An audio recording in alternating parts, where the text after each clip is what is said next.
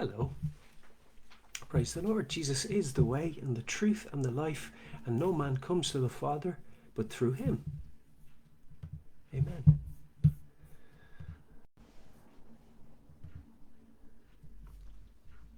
this video, I'd like to offer some information, free for anybody. I qualified as a nutritional therapist. I'm insured as a nutritional therapist. Registered as a nutritional therapist. And I've written a book. It's called The Raw Ideal. The title speaks to what we were told was food for us in Genesis. If you look to Genesis 1:29, that is 1:29, that is chapter 1, verse 29.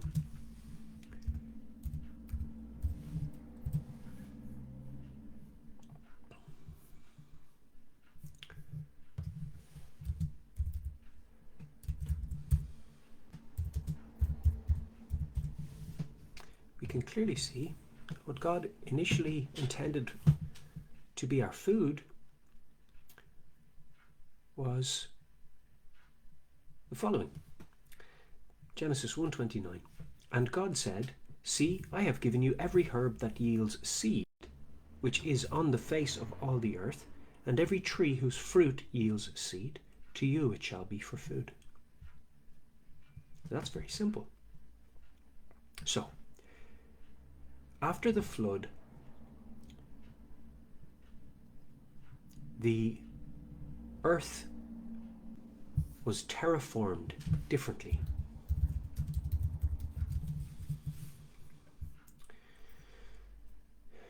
Meaning that the flat plane that is the earth was changed. And so, food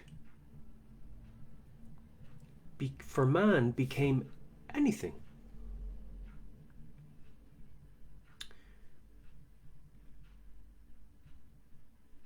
Now, we can eat this and we can eat that, but this doesn't remove the need for good stewardship of the body. That's very simple and clear.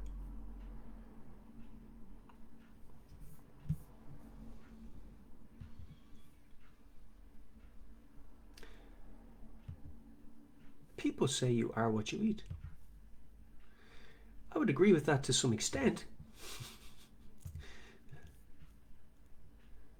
In that, speaking from a macronutrient perspective, you are what you eat. Because macronutrients are compositional nutrients. So what do I mean?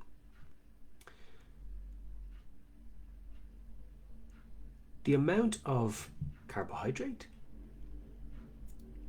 or protein in the form of meat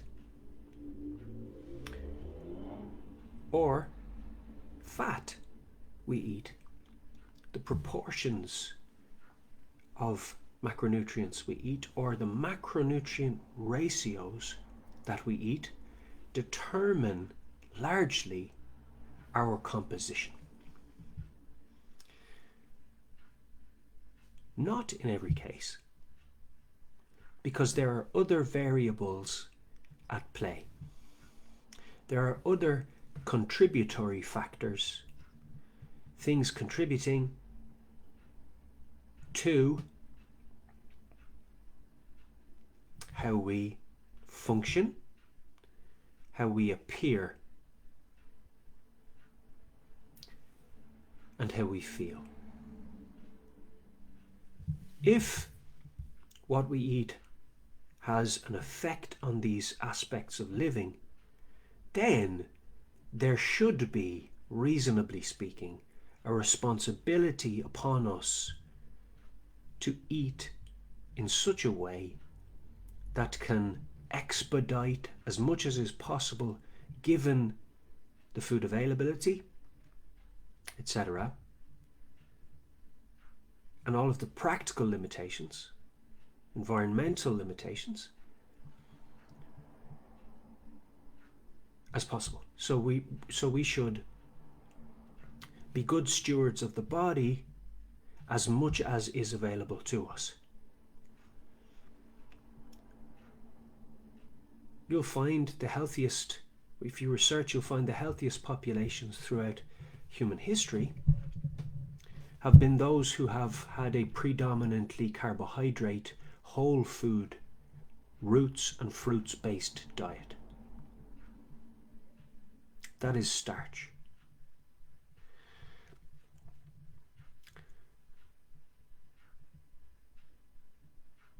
Carbohydrates are not all made equally.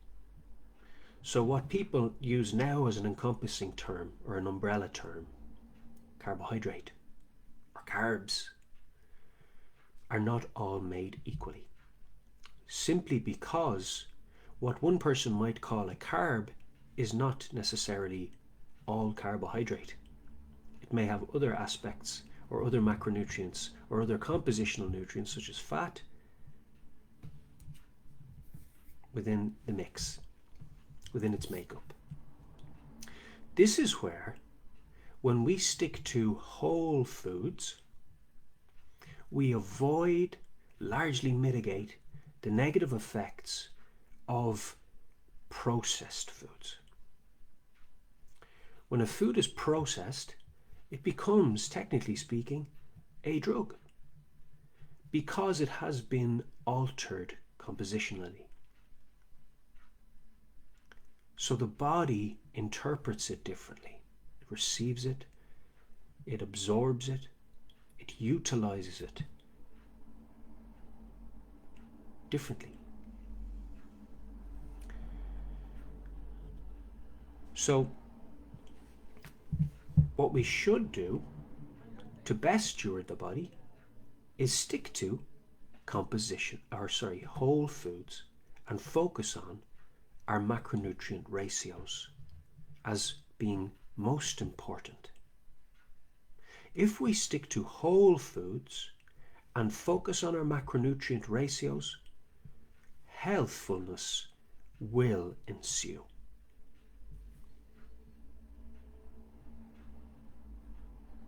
If this is all I tell you, if I die today and this is all you receive from a dietary perspective, then I have done well by you. Furthermore, if you consider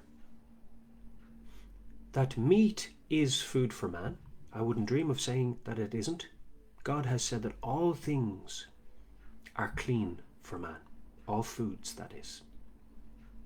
But all that God has created, now listen, this is important, all that God has created is what?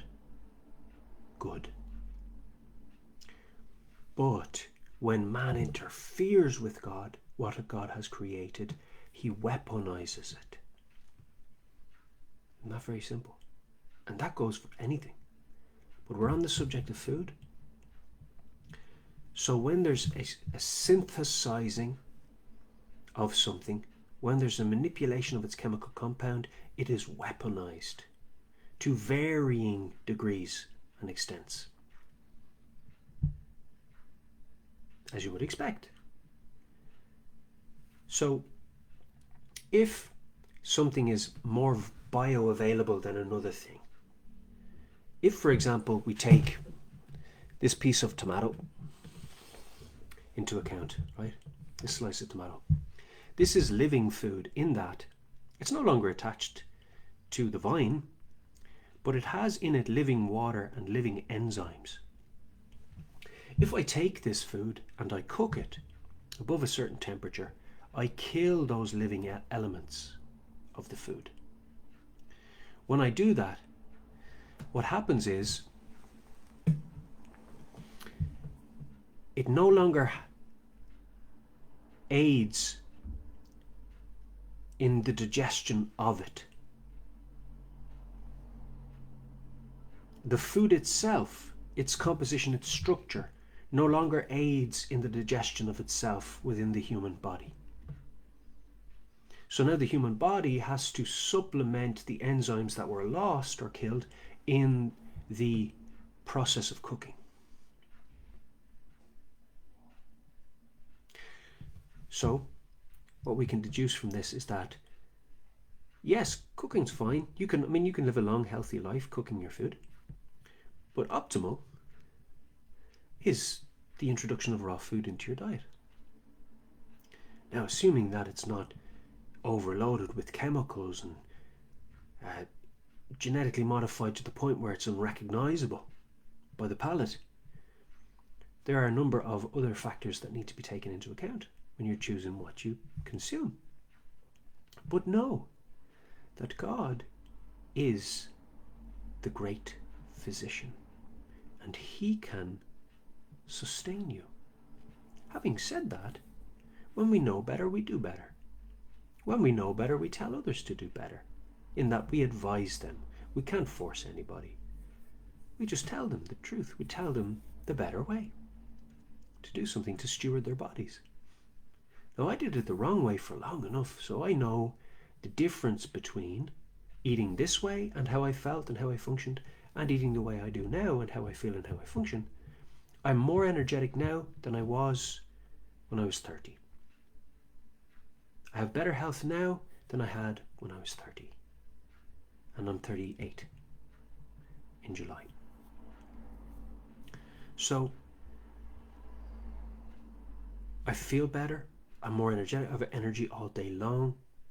I don't feel the need to eat as often. I eat more bulk, so I can sit down and I can polish off a bowl of potatoes this size, no problem. Roots, mixture of different roots, like, so it'll be white potatoes, sweet potatoes, roots, and I'll get some fruits into the diet as well. I'll get some dried dates, or not so dry dates if I can find them, depending on the variety and the country of origin.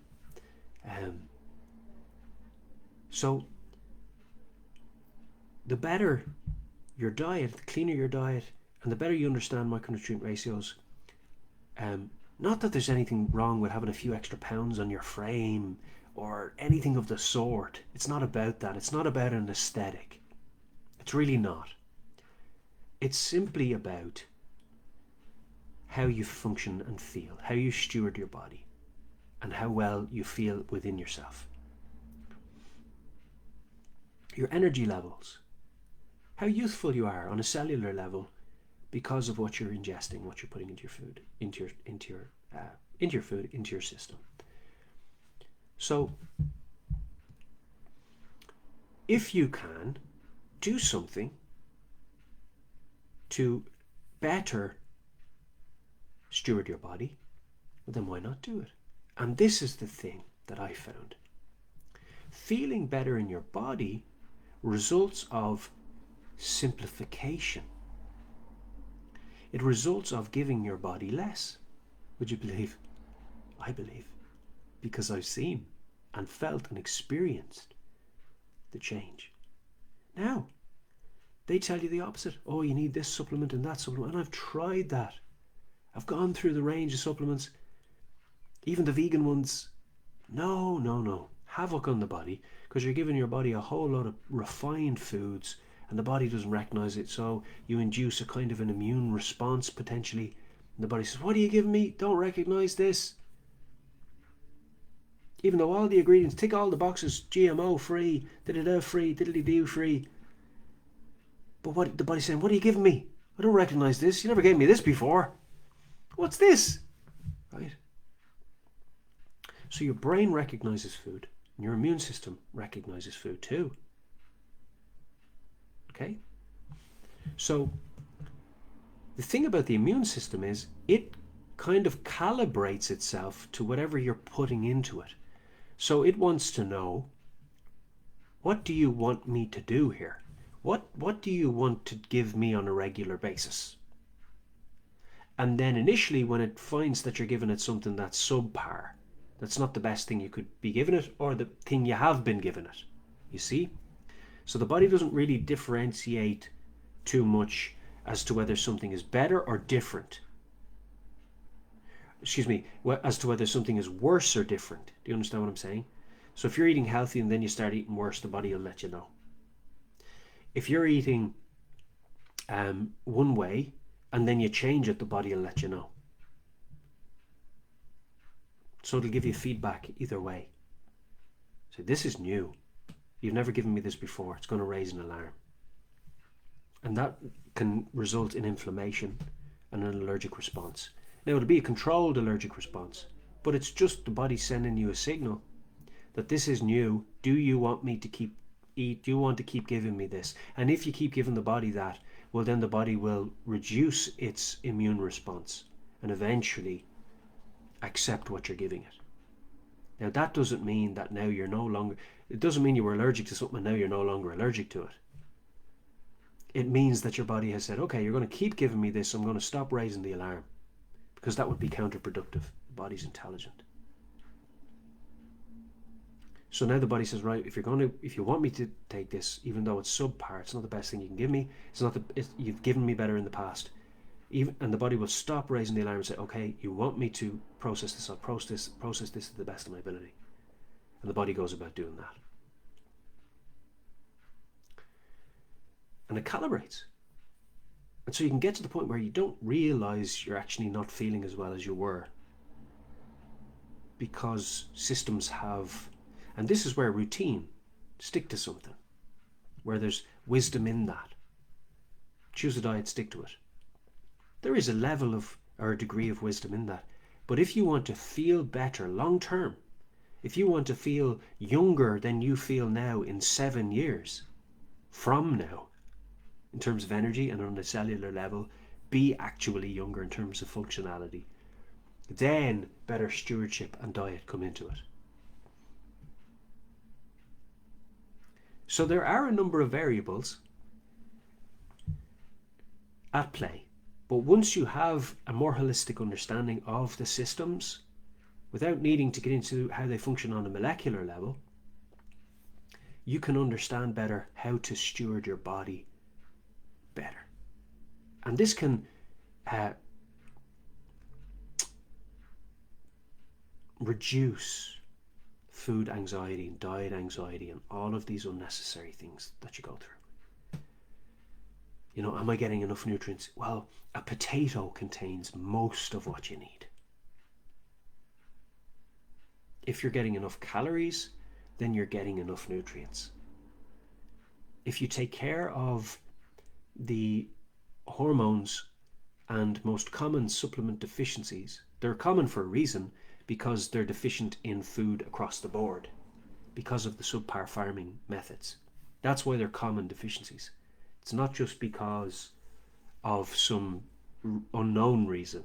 It has to be for a reason that's affecting everybody. If it's the most common, that's self-explanatory, that's self-evident. So we just have to identify what's the source of that. And we have. It's the subpar farming methods. It's the not letting the land rest long enough, etc., etc. And farmers can tell you this. They know this is nothing new. So how do we mitigate the negative effects that result of a lack in zinc in the soil? We fast.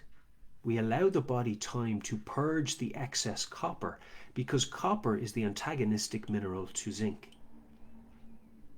And so if you don't have enough zinc, you can't absorb the copper you're putting into the system.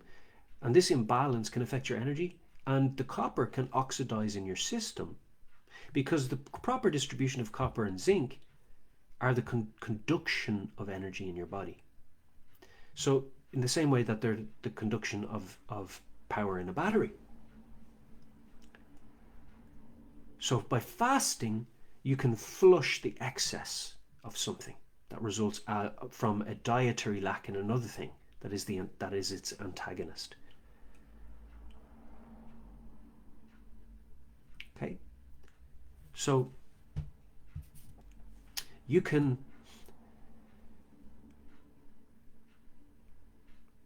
really function a lot better. Problem is, but there's no problem without a solution. Problem is, that you're not going to feel great for a while because you're flushing a whole load of toxins and they have to circulate through your bloodstream. But it wouldn't be COVID. It would just be a detoxification process. Right? It would just be a purging of toxins. Because if you're losing fat, fat can contain toxins. So those toxins have to go somewhere if the fat's going. Where do they go? Well, they have to be processed. And if you're retaining water, well, there's toxins in the water. That was probably the reason you were retaining it, or because there was an excess of salt in your diet. So that all has to be flushed. Whatever the water's containing has to be flushed. Whatever the fat's containing has to be flushed. So the body will do that at its rate. And you might feel like flu-ish for a while even. But it's not flu. Some people say flu doesn't even exist. That it's an annual seasonal purging of toxins.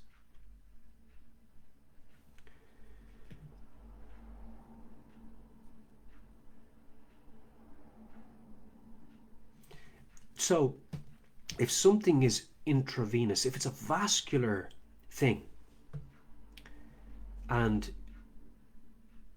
everything that comes out of the body has to go through the bloodstream, and everything that goes into the body will eventually find its way into the bloodstream, then we must apply that logic and say, well, if I'm going to lose fat and there's toxins in my fat, because that's where the body stores toxins outside of the bloodstream, when we keep eating constantly and not giving our body a rest to actually go to do an output. If we keep doing the input, the body doesn't really reassign the energy to output, because that takes energy too. But so does digestion. So the body will say, well, you keep putting this food in, I have to digest it and sort it and utilize it. And so you're not giving the body time then to actually do the reverse and put the toxins out. So now it's in that input mode, stuck in it. Store, input. And you will go to the loo and you will get rid of mass, but you're not really detoxing on full capacity. All motors are not running for the purposes of detox, but that can happen if you fast. Fasting can just mean not eating till 2 o'clock in the day. You don't have to go without food for 1 or 2 days, or even a week, or 14 days. That would put you into serious detox mode. You wouldn't want to have anything else planned. And don't do it if you're type 1 diabetic. But you wouldn't want to have anything else planned. You have plenty of clean water beside you, and honey and lemon juice for an emergency in case you get a headache. It'll quickly give you some sugar to avoid anything silly happening. But there are ways of doing it. There are controlled ways of doing it. But maybe start with delaying breakfast. They say it's the most important meal of the day, but it just means breaking the fast. Break fast. So there's a lot in it, but really it's quite simple. Simplify your diet, reduce your fat, and be healthy. Don't eat as much meat, because that takes more energy to process. Have more carbs on your plate. Whole food carbs on your plate. Get some fruit into you. It's not the enemy they paint it to be. It's designed for your system and your system for it. It was the food God gave us initially. So carbs, big plate of carbs. Small bit of meat if you want to eat meat or fish or whatever's available to you. And reduce your fat. Way down. Oil especially. Oil is like it's 100% fat, and it's a synthetic food. So some people can do it, other people just don't function. It clogs up their lymphatic system.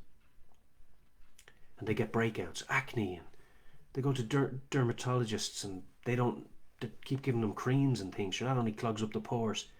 And then your lymphatic system's not flushing right, so it doesn't do anything.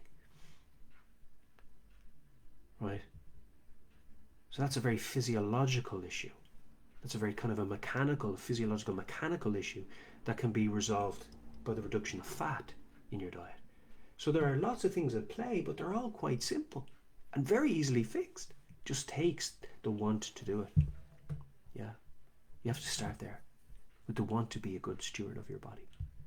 Blessings, beloved. I hope this helps.